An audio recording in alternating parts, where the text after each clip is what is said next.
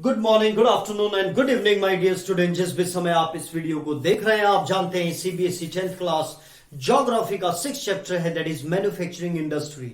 तो प्यारे बच्चों, जैसे हमने कॉटन टेक्सटाइल को देखा था, तो वैसे ही हम स्पेसिफिकली जूट टेक्सटाइल के बारे में इस वीडियो में हम देखने जा रहे हैं। और जूट के ऊपर भी प्यारे बच्चों इस बार बहुत ज्यादा चांसेस हैं आपका क्वेश्चन आने की। तो 5 मार्क का क्वेश्चन या 3 मार्क का क्वेश्चन, इन दोनों में से एक ना एक इस बार मुझे ऐसा लगता है कि 101% क्वेश्चन आएगा।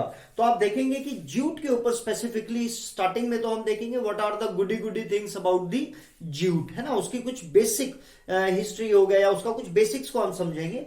और फिर जो सेकंड आपका बनता है कि जो उसकी लोकेशन है, क्योंकि प्यारे बच्चों दुनिया में अगर हम कहें तो जूट जो है वो इंडिया और बांग्लादेश, और अगर हम अखंड भारत की बात करें, और अखंड भारत जब बोला जाता है तो उसमें पाकिस्तान इंक्लूडिंग दिस बांग्लादेश, तो यानी कि जो पार्टीशन से पहले का जो हमारा भारत देश था, तो सबसे ज्यादा 99% आप कह सकते हो कि जो सबसे ज्यादा जो पैदावार होती है जूट की वो यहीं पे होती थी। तो ये एक 98 किलोमीटर्स की एक नैरो बेल्ट है जो हुगली रिवर के आसपास है। हुगली रिवर आप सबको पता है कहां पर है, वेस्ट बंगाल में।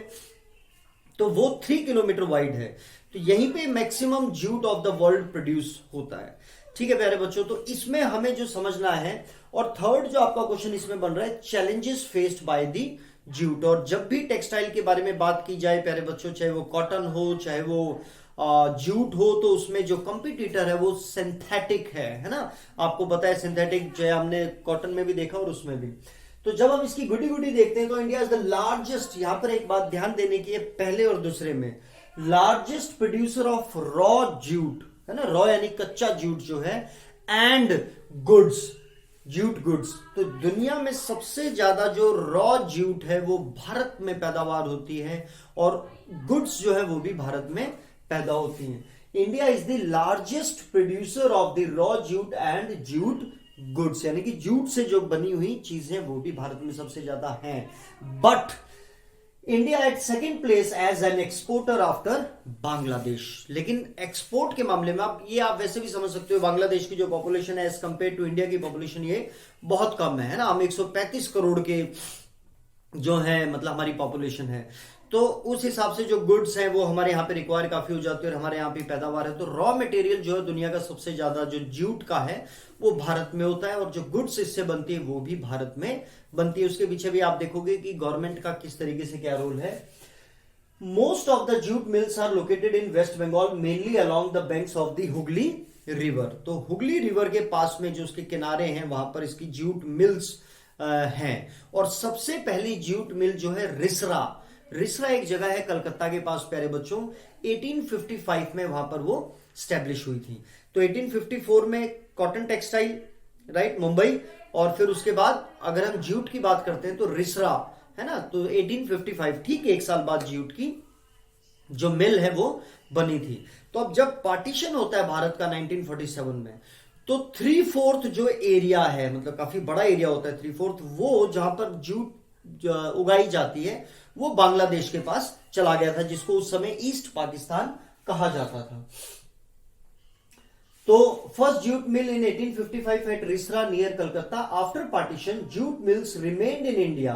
अब ये जो जूट मिल है जो बनाई गई थी वो तो इंडिया में रही, but 3/4 of the jute producing area went to Bangladesh. और बांग्लादेश को आपको पता है पहले हम ईस्ट पाकिस्तान कहते थे, और बांग्लादेश नाम का जो देश है वो 1971 में इंदिरा गांधी जो भारत की प्रधानमंत्री रही हैं, उनकी वजह से ये बांग्लादेश नाम का देश जो है वो इस दुनिया के नक्शे पे पाया। पहले ये ईस्ट पाकिस्तान था। तो यानी कि आपको समझ में आया कि सबसे रॉ मटेरियल की जब हम बात करते हैं और फिर एक्सपोर्टर में सबसे सेकंड नंबर पे आते हैं, पहले नंबर पे बांग्लादेश। 1 मार्क का क्वेश्चन इंपोर्टेंट। और फिर इसमें आप देख रहे हो कि जो जूट मिल्स हैं वो मेनली कहां पे लोकेटेड है, हुगली रिवर के आसपास। 98 किलोमीटर का एरिया है, 3 किलोमीटर वाइड है। फर्स्ट जूट मिल 1855 में एट रिसरा इन कलकत्ता। आफ्टर पार्टीशन 3/4, है ना, एरिया जो है वो बांग्लादेश के पास चला गया, और जो जिसको हम पहले ईस्ट पाकिस्तान बोलते थे। ठीक है, तो मिल्स लेकिन भारत के पास रही। अब हम देखते हैं factors affecting location in the Hooghly basin. अब लोकेशन जैसे आए तो कैटरपिलर आपके माइंड में आ जाना चाहिए, है ना, तो ये आपकी चीजों को थोड़ा आसान बना देगा।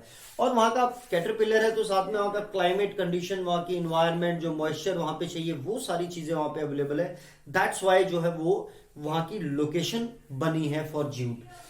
Proximity of jute producing area, तो जो द मीनिंग ऑफ प्रॉक्सिमिटी, मैंने बुक का ही वर्ड इसलिए यूज किया ताकि आपको वो मतलब समझ में आ जाए। निकटता, नियर, है ना, वो नियर, क्योंकि पानी की इसमें काफी वो चाहिए होता है। जब इसकी रॉ मटेरियल से जब हम इसको जूट में कन्वर्ट करते हैं तो वो इसके पास पानी की निकटता है। प्रॉक्सिमिटी मतलब निकट है, यानी नजदीक है, of jute producing area.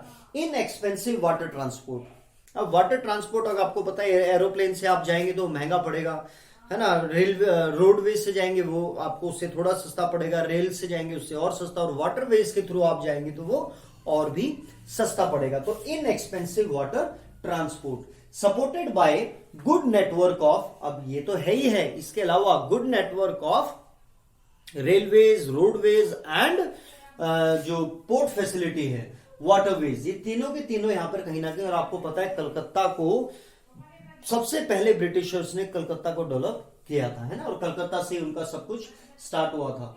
Abundant water for the, इनकी जो प्रोसेसिंग होती है उसमें बहुत ज्यादा पानी चाहिए होता है, वहां पे पानी की कहीं ना कहीं आप देख रहे हो कमी नहीं। एक तो हुगली रिवर ही साथ में, और तो उसके अलावा भी काफी सारी वहां पर रिवर्स हैं। Cheap labour from West Bengal, Bihar, Orissa and UP, तो वहां पर जो चीप लेबर, और क्योंकि एक तो पॉपुलेशन बहुत ज्यादा है वहां की, अगर हम देखें डेंसिटी के हिसाब से, तो वहां पे उनकी जो चीप यानी कि सस्ता लेबर मिल जाता है खुद वेस्ट बंगाल से या उसके नियर बाय स्टेट्स, चाहे वो बिहार हो, यूपी हो, उड़ीसा हो, छत्तीसगढ़ हो, तो यहां से इनको चीप लेबर मिल जाता है ना। क्यों, तो हमने कैटरपिलर में एल फॉर लेबर।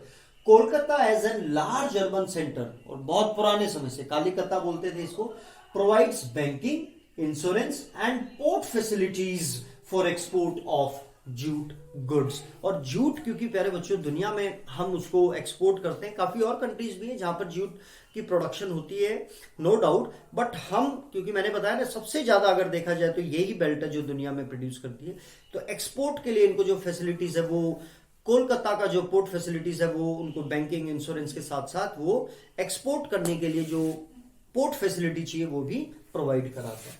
तो ये इसकी हमने कैटरपिलर के तहत इसको समझने की कोशिश की। अब हम देखते हैं चैलेंजेस, और चैलेंजेस जैसे हम कह रहे हैं तो सबसे पहला तो आपको पता होना ही होना चाहिए टेक्सटाइल के मामले में, सिंथेटिक, है ना, artificial, stiff competition, synthetic, and the countries which are also producing jute, है ना, तो वो कौन है, एक तो बांग्लादेशी है। भारत के जो जूट मिल के जो काम करने वाले या जो उनके मालिक हैं उनको क्या क्या प्रॉब्लम्स है उसको हम बात कर रहे हैं।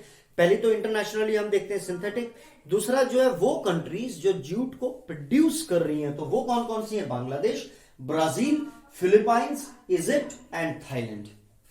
ठीक है, फिलीपाइंस आपको पता है रमन मैग्सेसे अवार्ड जहां से मिलता है, इजिप्ट आपको पता है कायरो जिसकी कैपिटल है अफ्रीका में, और Thailand again in the Asian, it's Asian country, Bangkok जिसकी कैपिटल है। However internal demand increase due to, अब ये सेकंड पॉइंट जो है इसको थोड़ा सा आप समझे, जब आप चैलेंजेस को करेंगे 5 नंबर का ये क्वेश्चन आपको आ सकता है।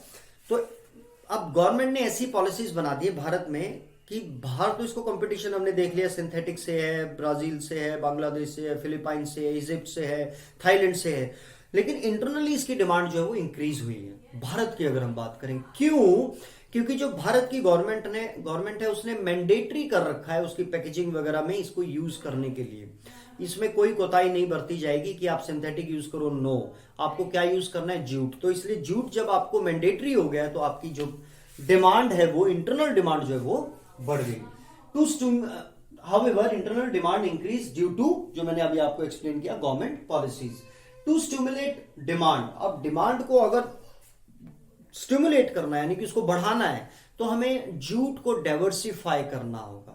कैसे करना होगा, 75 साल हो गए भारत की सरकार क्यों नहीं कर रही है, वो एक क्वेश्चन हम नहीं पूछ सकते, ना आप पूछ सकते हो, लेकिन हमारे मन में एक क्वेश्चन जरूर उठेगा। तो हमें ये चैलेंजेस के तौर पे दिया गया है कि डाइवर्सिफाई हमें उसको करना है। द मेन मार्केट, अब हम कहां कहां पर एक्सपोर्ट करते हैं, कौन कौन सी कंट्री जहां पर हम एक्सपोर्ट करते हैं, मेनली यूएसए हो गया, यूके हो गया, यानी कि ये वाली कंट्रीज तो नहीं होंगी जो आपको जहां पे ऑलरेडी है, USA, Canada, UK, Russia, United Arab Republic, Australia. बड़े बड़े मोटे मोटे देश आप वैसे भी आपको समझ में आ जाएंगे।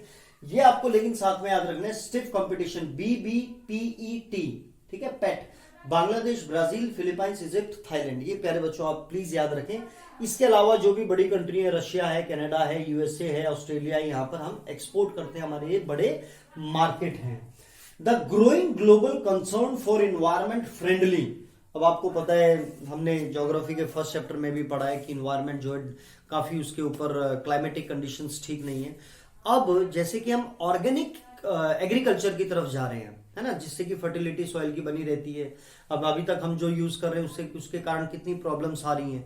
तो कहीं ना कहीं जो एक ग्लोबल कंसर्न है क्लाइमेट को लेके, इन्वायरमेंट को लेके, तो बायोडिग्रेडेबल, और जूट जो है वो बायोडिग्रेडेबल है, अगर उसको खराब हो जाता है, कुछ हो जाता है तो नुकसान नहीं पहुंचाता है, दोबारा मिलके और फिर दोबारा से हम उसकी पैदावार कर लेते हैं, वो इन्वायरमेंट को नुकसान नहीं पहुंचाता है। Environment friendly biodegradable material has once again opened the opportunity for jute products. तो इस वजह से अब सिंथेटिक जो है वो it is not eco friendly, है ना, तो ये जो है ये इको फ्रेंडली है, तो इस वजह से इसकी डिमांड को बूस्ट दोबारा से मिलता हुआ नजर आ रहा है।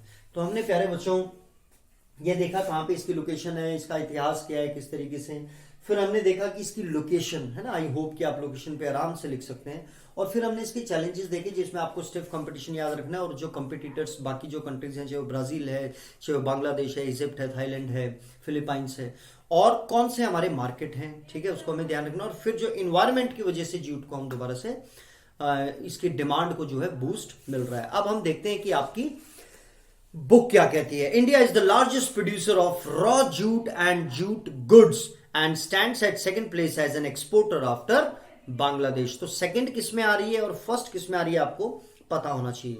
There are about most of these are located in West Bengal, mainly along the banks of the Hooghly river is a narrow belt, जो आपकी बुक में, पुरानी बुक्स में दिया हुआ है, लेकिन ये हमें पता होना चाहिए आगे कॉम्पिटिटिव एग्जाम्स के लिए। 98 kilometre long and 3 kilometre wide, सिर्फ इतना ही एरिया है जो आप सबसे ज्यादा दुनिया की जूट जो है प्रोड्यूस होती है। The first jute mill was, जैसे कि आपको पता है पुराने बुक्स में 1859 लिखा हुआ था, लेकिन वो गलत था, तो 1855 अब नई बुक्स में इसको चेंज कर दिया गया है।